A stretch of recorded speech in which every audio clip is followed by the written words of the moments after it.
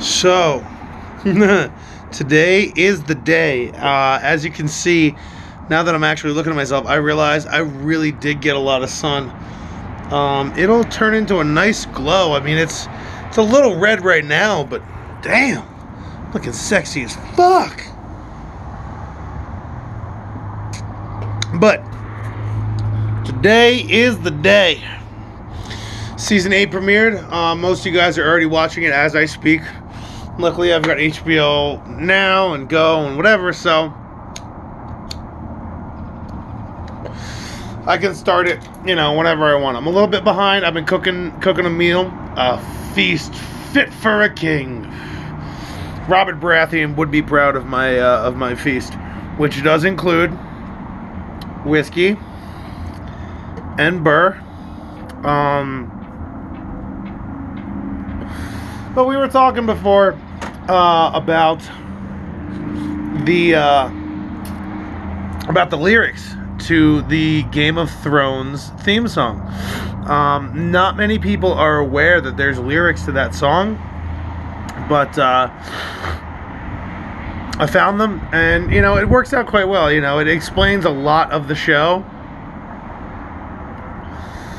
Gives you a pretty good inside idea as far as what goes on Game of Thrones.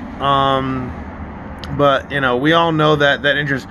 Bum dum da da dum dum da da dum.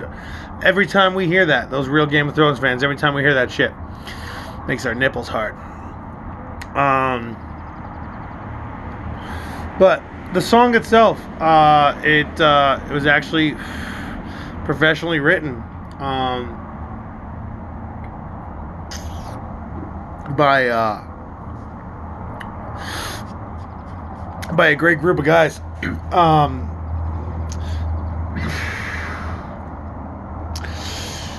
But for those of you that don't know, the lyrics, as it goes, is Peter Dinklage, Peter Dinklage, Peter Dinklage, Peter Dinklage, rape and murder and rape and murder, Peter Dinklage, Peter Dinklage, Peter Dinklage, rape and dragons and murder, Peter Dinklage, Peter Dinklage, Peter Dinklage, rape and murder and rape, rape and murder, and some dragons, rape and murder, rape and murder,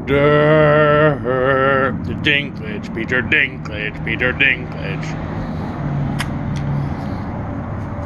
For those of you that don't know, that's complete horseshit, and me and my brother-in-law made it up. But it's really, honestly, I mean, if you really think about the show, that's a lot of what it is. I think I might have to work with my brother-in-law on that and see if we can't refine it a bit. Maybe even record it. Do a little bit of a round kind of thing. See how it goes. But nonetheless, season 8 is here. We have waited over 500 days for this to come, and it's finally fucking here. I've got my wonderful feast on the stove ready to go. I just wanted to first talk to you guys and let you know that for the next 7 weeks, 8 weeks, my Sundays are booked, and I think we're gonna try maybe every Sunday, or at least the following Monday. Do a little bit of a recap. Chit chat with you guys and see who's feeling what, and check any predictions. I've already got my picks in for the Deadpool. A friend of mine's running one. I'm sure a lot of people are running Deadpools for Game of Thrones right now. I would have loved if I could have gotten in on a Deadpool from day one. Like, on some serious shit. Like everybody says, everybody puts in $100. And you make your predictions from day one, and see, where maybe your picks would change. And how wrong you were. But You know, day one, we didn't really know any of these, unless you're reading the books. But if you're reading the books, you're kind of ahead of the game anyway. Well, not anymore. Fucking Martin's taking forever with his last one. But, yeah, it's going to be an emotional ride. I was rewatching a few episodes today, this afternoon, before I made my my run to the store for provisions.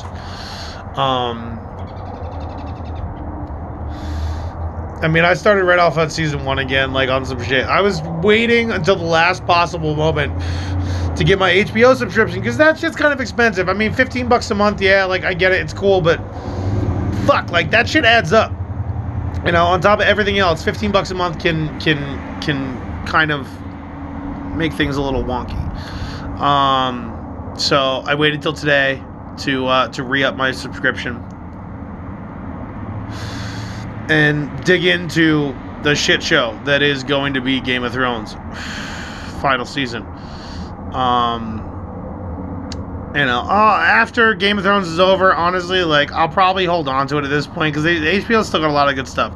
Silicon Valley, that show with Bill Hader, Barry, that shit's fucking hilarious. It's wonderful. So I think I'll probably hold on to it at least for a little bit. You know, and then we'll see what I can catch up on and whatnot, what's left.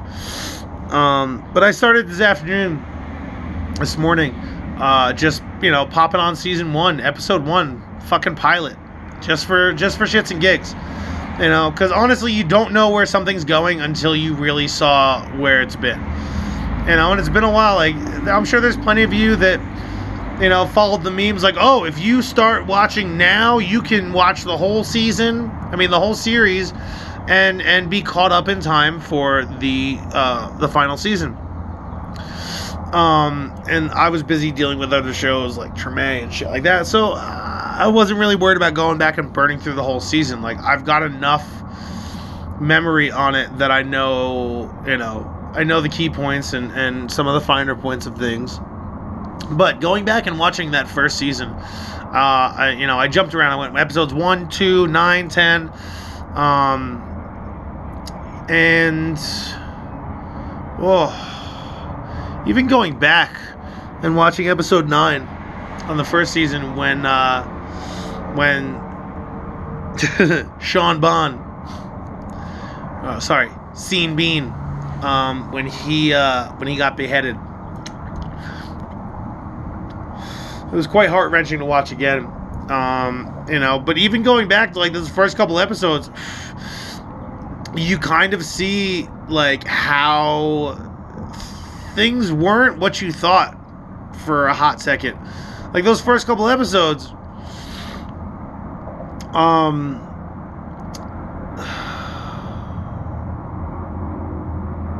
the fuck's his name now? Holy shit.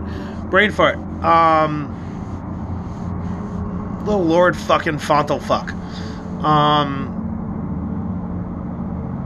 Oh my god. That's because I've been drinking this afternoon. But little Lannister, little fucking Joffrey, Jiffy Pop. In those first few episodes, like, he wasn't a total shithead. You know, yeah, he was a little weird, he was a little bit this and that, but he wasn't the complete and utter sociopath and fucking monster and psychopath and masochistic piece of shit. Fucking sadist. That we knew him to be up until the time he died. But yeah, no, he was alright in the first 2 episodes. Like, he wasn't a complete scumbag yet. And then as soon as, like, he got a little bit of love for Sansa, you know, he started going off the rails. And then the shit with the butcher's kid, that just pushed it in a hole. But no, I did go back and realize this entire issue is all Sansa's fault. This is 100% Sansa Stark's fault. Like, she fucking lied. Alright? when Robert asked her, like, what happened down by the river, she lied. Oh, I didn't see. Not only did you see, you were screaming the entire fucking time for everybody to stop. But the fact that she lied, it set a few very serious things in motion. So, you know, that changes my idea of her character. But her character, you know, has grown significantly from where she started. And honestly, I think karmically, she got that payback on it like 10 times over. You know, she lied to Robert. I didn't see anything, caused, you know, a little bit of tension between him and Ned. And, you know, if Robert hadn't died, yeah, like, she had no control over that. But if she had told the truth, Robert would have put fucking Joffrey in line real quick. He'd have whooped that boy stupid. It just, you know, she should have told the truth. You know, he said, "Do you know the punishment for lying to a king?" You know, and he said it kind of somewhat jokingly, I feel. You know, just trying to push her buttons a little bit. You know, lead her in the right direction. But, yeah, no, going back, this is a lot of Sansa's fault. But everything she's been through since season 1, you know, that's more than enough punishment for what she did, all things considered. You know, between dealing with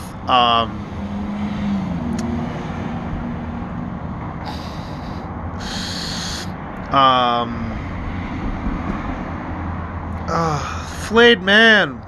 Oh, what the fuck is that house now? God damn. Yeah. Here's another one to not remembering shit. Ramsay. Bolton. Yeah, between everything that went down with House Bolton and everything she had to put up with Joffrey, like, no, she's paid her dues like 10 times over. But her character has evolved beautifully since then. DraftKings actually had put out a you know, a little lineup pick, you know, 4 tiers, 1 character from each tier. And somebody asked me why I picked Theon. They're like, Theon? Really? Why? What the fuck? And I'm like, honestly, yeah, I get it. He jumped ship when his sister got kidnapped. And he's done a lot of horrible shit. But, like, I feel like genuinely he's working to, you know, to redeem himself. You know, saving Sansa from Winterfell and the Boltons, helping her to escape, and, you know, everything since then. Like, I feel like there is that hard glimmer that Theon is trying to be a better person. Like, he's trying to redeem himself on some shit. And I honestly think that he's gonna surprise a lot of people.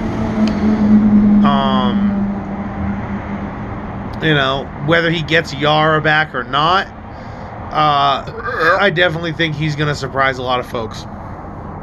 But cigarette's done, beer is done, so it's time to it's time to go dig in and start this heart-wrenching endeavor that is the final season of Game of Thrones. If you guys want to see what it is I'm eating, check out my Instagram at TheBeardedMage.